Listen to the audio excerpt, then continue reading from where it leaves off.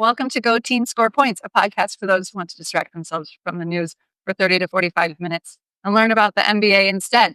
Each episode focuses on one NBA game from the week, and NBA beginner Irish, that's me, and longtime NBA fan Sam, that's me, learn more about the NBA games, people, and current events. In today's show, we talk about the Timberwolves Oklahoma City game where the Timberwolves won by like a zillion points. It's our best episode yet. Yeah, we're off the sad train. We're just accepting. We're on to acceptance. Yeah. That's the phase we're in. Yeah. Like there was some bargaining, I think. Is that the last one? I don't know. Doesn't it go like denial, bargaining, anger, acceptance? I was in anger for a while. Yeah. There were 5. Mm-hmm. Did you get any reviews? Anything? No, nothing. One of the short about how I felt like it was unfair about the Celtics. And I think I disagree with myself, what I was saying about that. Because I was saying like how they were really shrewd and smart in terms of building their team. But they did. They poached a lot of players. Yeah. Like Derek White was not on their team. Colorado's own Derek White was not on their team. Porzingis was not on their team. They did have to get rid of this guy Marcus Smart, who had been a Celtic for his whole career. So they made like a hard and what turned out to be a really good decision. Then I think like the piece that feels the worst about the situation that they're in is it feels like they have to break up Tatum and Brown. And those are two players who have been Celtics for their whole careers, have been super fun to watch grow up together. Should they trade one of them? Should they not? Are they ever going to be able to win a championship together?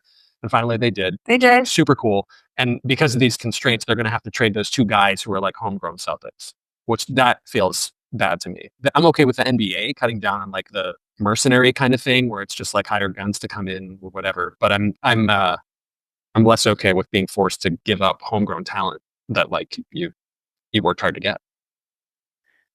So I semi disagreed with myself. Okay. Yeah. That's it for reviews. Yeah. So current events. Well, I mean, the current events are that the Pacers won on Saturday, but then the Knicks won. That's right. Different. That series is 2-1. And in another super weird game, the Knicks were behind by more than 20 in the second half of that game and came back and won. I guess Karl Anthony Towns had like 20. He had 4 points going into the fourth quarter, and he ended with 24 points in the game. And you're like, thank you for showing up. Yeah, well, better late than never, I suppose. And then today, the Thunder, they beat the Timberwolves. I saw. Yeah, Anthony Edwards, I think, scored more points in the first quarter of the game you watched than he did in this whole game. They must have figured out how to guard him. Yeah, I think they were putting 2 guys on him a lot earlier. I was just reading. He made the right play. He got rid of the ball whenever he should have. It was really close. They lost by like 2 points, I think. Yeah, well, I don't remember what the final score was, but it was like they had a chance to win. I watched the last like 3 minutes of this game time, which was like 25 minutes of real time. It was so brutal. Which part? The end of the game. It was brutal because it was like hard to watch because they kept fouling. Yeah. There was so annoying. SGA had 40 points. It was like the last, I mean, he always had the ball at the end of the game. They probably fouled him 5 times. It was good for him for making his free throws and whatever, but man, it was so hard to watch. And not only were the Timberwolves fouling because they were behind, but the margin was 3 points. So the Thunder were fouling so that the Timberwolves couldn't shoot a 3-pointer. They were fouling because you only get 2 free throws if you're fouled.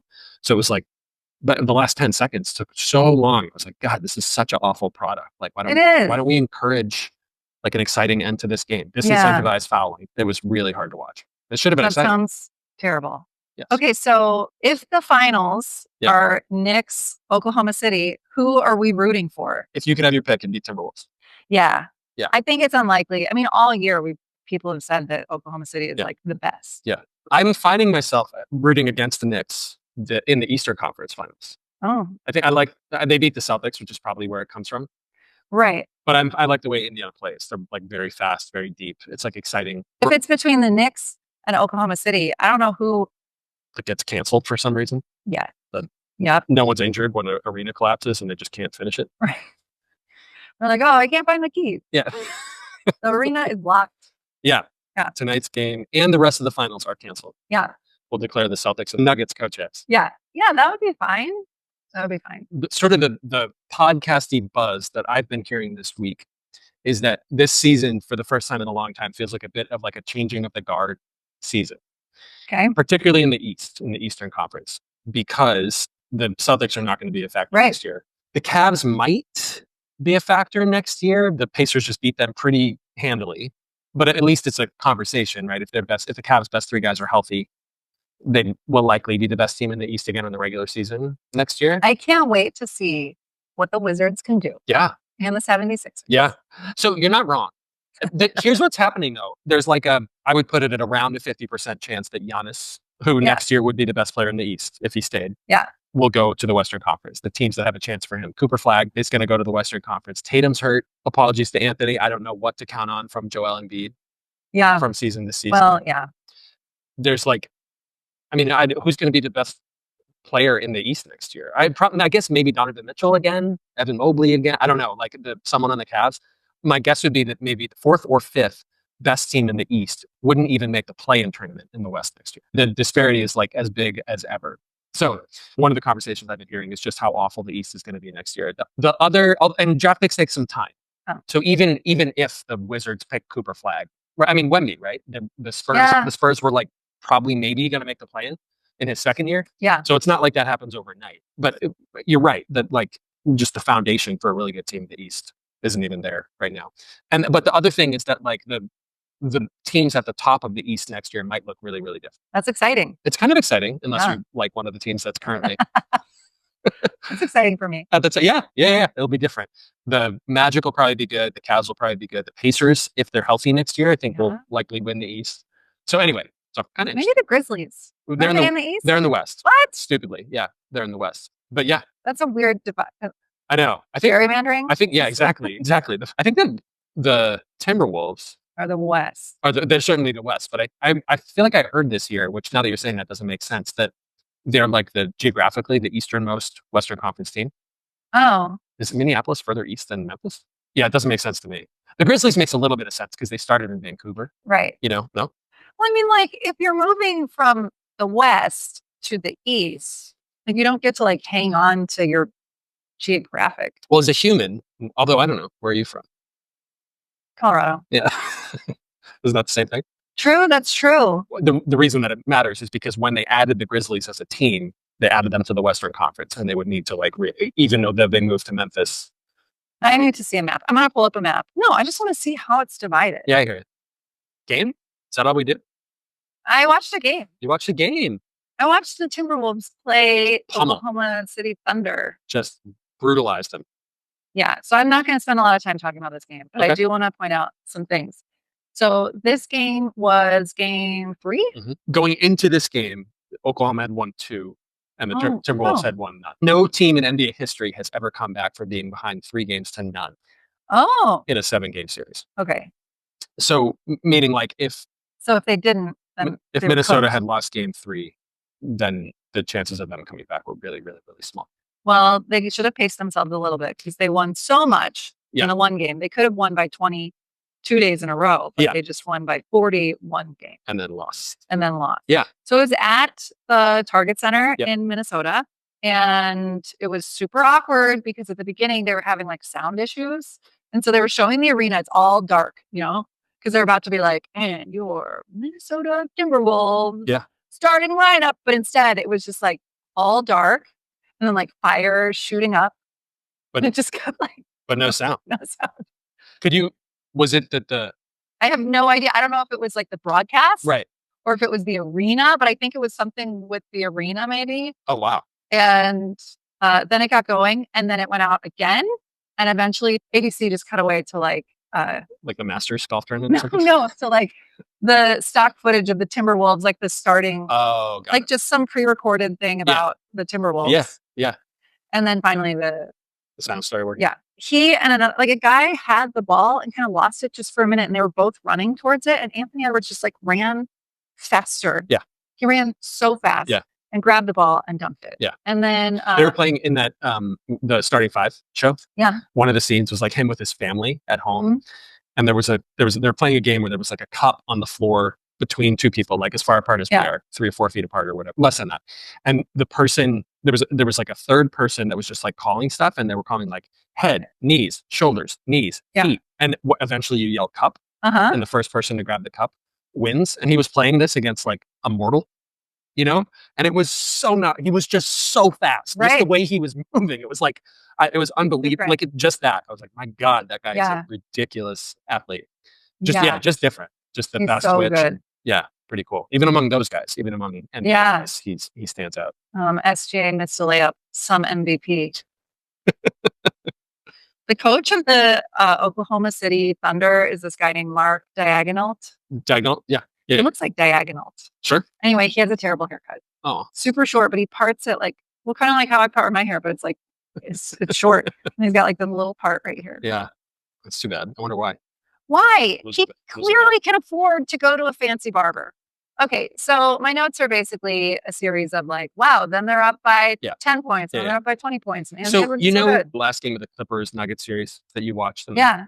Was it like this? Was it just like the Thunder just like weren't there? No. It was not like that. It was fast. Just Timberwolves were just. Yes. They were just like totally. Yeah. It was like they couldn't miss. Yeah. Oh, okay. The shooting was really It was so good. They were so fast. They were so good. And then, I don't know. It was weird because like it didn't even look like with that Clippers game, it was like they looked different, right? Like the Clippers did. Yeah, the teams. Yeah. They looked different from each other. Yeah. And like you could see like, oh, this is going to be a blowout. Yeah. But with these two teams, it was surprising how fast the score moved up for the Timberwolves because it looked like they were both playing and scoring. Right. But it was the Timberwolves were just so much more. I think Edwards outscored the Timberwolves outscored the Thunder in the first quarter. I think he might have. 17-14 or something like that. Yeah. In quarter 3, the announcer explains you need more shooting and a faster pace when you're down by 30. Yes, you do. If it were that simple, everyone would be doing it. Yeah, true. Yeah, it's easy for them to say. All right, Doris, get out there. Yeah, exactly. Here, call a timeout. Go faster and shoot more. Yeah. They're like, oh. Yeah. That'll help. So they won 143-101. My goodness. So it was a really impressive game. Yeah. And then the announcers were Doris Burke, Mike Breen, and Richard Jefferson. Good trio. Yeah. I like them. Although it seemed like you were souring on Doris. Yeah. So like, listen, last week I got a little annoyed with Doris for saying some not so nice things about the Nuggets. But you explained it, and I think I got it, that she wasn't being mean necessarily. She was just making an observation. So you shouldn't have been talking while the Nuggets were losing. Yeah. Like, be sensitive, please, Doris. We're having a hard time with this. Right. In quarter 1, I don't know which announcer it was, but they said Hartenstein. Hartenstein. Oh, excuse me. Yeah. Hartenstein trying a fancy pass. Yeah. And it was pretty funny because it passed to no one. He was trying to do it behind the back. I wonder, like, the stuff out of context sounds snarky. You know what I mean? Yeah. Like, I wonder. I don't know. I wonder how snarky it actually is, I guess. You just you have to watch the game and see. Yeah, I'm not going to do that. But. So you just have to know it sounds snarky. Out of context, sure. Yeah. Okay, so then Doris was commentating about Naz Reid, and she said, Big Jelly, they call him that for a reason. He's so dynamic and skilled, giving you a little glimpse of it. What? Yeah, pretty rough. Like, it doesn't make any sense, and it doesn't have anything. Like, Big Jelly, we learned, is about a specific move called the jelly roll. Yeah. He was on, like, a crew that did that when he was in high school. So that's Big Jelly. I go back and forth with, like, the announcer said, because it's, like, on one level, being in front of a live mic for whatever it is, like, 300-400 hours a year, you're going to say some stuff that sounds dumb. I know. But on the other hand, like, that's your job. True. So, I don't know. Right. I think it's probably a very difficult job to do. Like, probably very difficult. Yeah. On JJ Redick's podcast, that he had Mike Breen on his podcast. Oh, yeah? Mike Breen talked about, like, the call that he felt the worst about in his career. Oh, really? Yeah. Wow. And it was some, like, there was a play, I think, it was at the end of, like, a Celtics-Nets playoff game where the Celtics won, like, in the last second. And he felt like he totally blew it for some reason. But it's a lot of pressure to capture a moment like that. Like, I couldn't. And can you imagine if everything you said at your job was recorded? Oh my God. Yeah. That would be terrible. No. I don't think I would talk. Right. I mean, it wouldn't be terrible because I'm a great teacher. Yeah. Well, yeah. I don't know. I would think a lot harder before I spoke, I think. It'd be really slow. And that's the other thing about that job is that you have to be, like, very responsive and kind of almost agile. One more thing they said, which was sensational play from Anthony Edwards, a little razzle dazzle. Love it. You like that? I do. And I think it's true. Yeah. It's fitting. Plays with a lot of razzle dazzle. Yeah. Great. Okay. I want to tell you about a player that I learned about. Okay, good. I can't wait to blow your mind. Okay. Okay. So there's a player on the Timberwolves. His name is Nickeil Alexander Walker. Yeah. Nickeil's cousin, and not just like cousin who you see at reunions once in a while, but like cousin who he grew up with and spent like every weekend with and then went to high school with is Shai Gilgeous-Alexander. They're cousins, but like really close friends. So I did not know this. Nikhil's mom and SGA's dad are siblings. Crazy. Genes. I know. And it's just so wild to think these two are playing against each other in this tournament. I know. Yeah. So Small little world. Yes. So they like grew up together. They spent every weekend together. SGA's dad like coached both of them. Then they went to the same high school, and then they were at either a basketball high school or like a camp, and they shared a room at that time. They ate all their meals together. And even now they're like, I mean, it doesn't say they're best friends, but said they like talk to each other at least once a day or like once a day. And they both had a baby a year ago, like just a couple of weeks apart. I was just looking that, so Walker, or Alexander Walker doesn't start, or he didn't start today. Okay. But he played 29 minutes and he scored 23 points. So he's like, yeah, he's, as you were saying, he's like a real kind of contributor for sure. Yeah, legit. Yeah, that would be weird, I think, to go up against your friend. Yeah. So our game this week is a draft, and we're drafting, at the risk of being a little too self-referential, we're drafting segments from our podcast or features of our podcast to see who comes up with a better podcast if we each only get half of these features. Yeah. Okay. So you get first pick. Who are you taking? I get first pick because miraculously I won the lottery to go first. Ah, I see. Adam Silver. Yeah. I'm going to choose Hannah's appearances. Shocker. That's going to make a really good podcast. Yeah. So I'm going to throw you a curveball because it's my favorite part of our podcast. I'm going to take technical difficulties with my first overall pick. Mostly because I bet you and I have had like 35 extra hours of hangout this year because of technical difficulties. Right. And how great is that? It's was the whole point. Good luck, bad luck, who knows? Right. Yes. Right. Great. Okay. Next, I'm going to go with Anthony's appearances. Anthony's appearance. All right. I'm going to grab my mom's emails. Okay. Yeah. Makes sense. Ooh, this opens up something for me. Yeah, I know. Didn't have before. Do you know what it is? Do you know what I'm going to pick? I'm going to be pissed if you take. Are you taking new vocab? No, I'm taking mascots. Oh yeah. Okay. I love the mascots. Biggies. Mascot picks. Anything mascots. Yeah. I'm taking new vocab. I'm taking new vocab. So Silas just the other day brought up the bee sting thing. Wow, great. Yeah. Changing lives. Changing lives. Yeah. Okay. Next, I'm going to go with talking about the games. Nice. All right. I'm zagging again, and I'm going to take what we learned about the players. Okay. I'm going to go with the announcer said. Yeah. Yeah, that's good. I think, yeah, it's got to be. Well, I don't know. I like talking about reviews. I'll go with that one. Hearing how our podcast came up in the week. I'm going to, for my final pick, choose MVP, LVP, most confusing part, and what we learned. That really makes for a well-rounded podcast. Yeah. Mm-hmm. And then I'm stuck with, in the NFL draft, they call the very last pick overall, they call it Mr. Irrelevant. Oh. Yeah. And there have been some good players who got drafted as Mr. Irrelevance, but so my Mr. Irrelevant is talking about YouTube Shorts comments, which I didn't actually mind that much. An interesting conversation. Little dart for this pod, but whatever. Yeah. Okay. I think I won. I think I won the draft. Yeah, you have a pretty strong pod going there. Might need some work. Great. But I got technical difficulties, so. Yeah, you did, which frees me from the burden of them. Yeah. Only one of us can have technical difficulties, and it's you. Well, in the draft, it's me. In real life, it's you. So. In real life, it's me. I'll take that. Learning so much. Who was your MVP? You didn't watch the game, but. I didn't watch this game, but I'll go with Chris Finch for having the Timberwolves ready to play in a game that they kind of had to win to keep their season alive. They were. And I'm going to go Anthony Edwards. He was amazing. Yeah. So much razzle dazzle. The razzly dazzliest. I love it. Yeah. LVP, I'm going with the Pacers this week. I kind of went away from the game and just went with the week, but I really want the Pacers to beat the Knicks. Yeah, me too. Yeah. And so I'm picking them for not going up 3-0 at home when they were ahead by 20 points in the second half. Not cool. My LVP is Doris's shirt. Okay. Respectfully. I have a feeling she also would pick that. Yeah.